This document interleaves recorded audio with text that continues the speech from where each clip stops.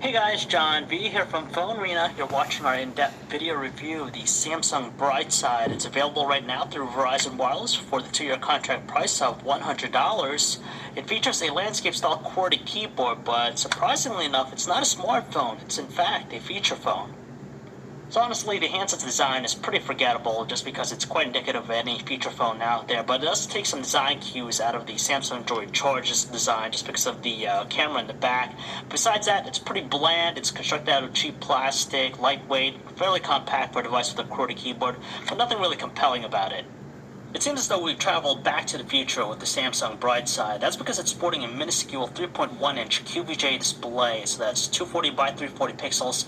Obviously, it's not big on details, and on top of that, color reproduction is a little bit on the bland side. It has some very poor viewing angles, easily washes out. Interestingly enough, though, it is a capacitive touchscreen instead of a resistive one. You really don't want to use the pneumatic keypad to type up messages, even though it offers T9 support for predictive text. That's what the landscape-style QWERTY keyboard's here for. It looks very similar to some other low-end smartphones from Samsung's camp, and for the most part, we're pretty content. We like the responsive feel of the buttons here, but since it's rather flush to the surface, the entire thing, it makes for some difficulty filling them out. So here's a lock screen of the Samsung Brightside. It's probably as good as it gets when it comes to eye candy with the platform. As you can tell with the effects here, trying to unlock the device. Once you get out of that, you're greeted to the home screen, the main menu. It's laid out in your traditional grid-like view, so very simplistic, easy to use. For most things, you click on something, it opens up, but for the most part, it is extremely outdated looking. Fortunately, the handset is preloaded with the Opera Mini web browser and offers a decent web browsing experience, though it does take a little bit of time loading up web pages via 3G connectivity. Thanks to its capacitive touchscreen, at least a lot easier to maneuver around instead of a resistive touchscreen, and for the most part, it's pretty usable. Don't expect a whole lot out of the handset's 3.2 megapixel camera. That's because you're probably not going to want to turn them into 4x6 printouts. In terms of overall quality, it's rather poor looking. Details are very soft in tone, color reproduction is on the cooler side, and it doesn't handle dynamic range that well. It tends to overexpose things.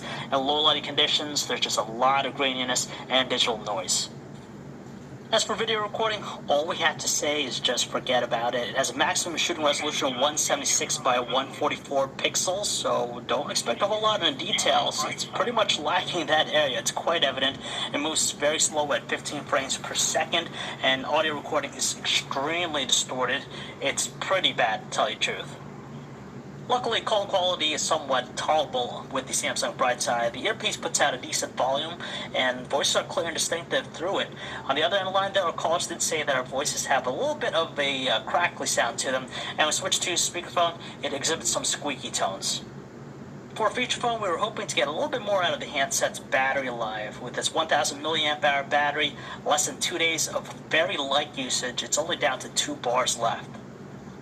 It really would drive us crazy to wonder why would anyone think about purchasing a Samsung Brightside, especially for $100 with a 2-year contract. Yeah, you have a texting device, which is great for kids, but for a $100 price point, it's not worth it. You're getting a device that's lacking in features, very bland, and you could probably pick up a 4G LTE smartphone, a basic one even, for the same price, and you just want to stay far away from this guy. So if you'd like to learn more about the Samsung Brightside, you can check out our website, guys, phonearena.com. This is John V. Thanks for watching.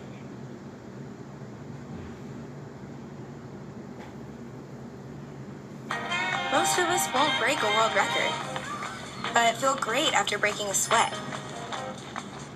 Most of us are dreamers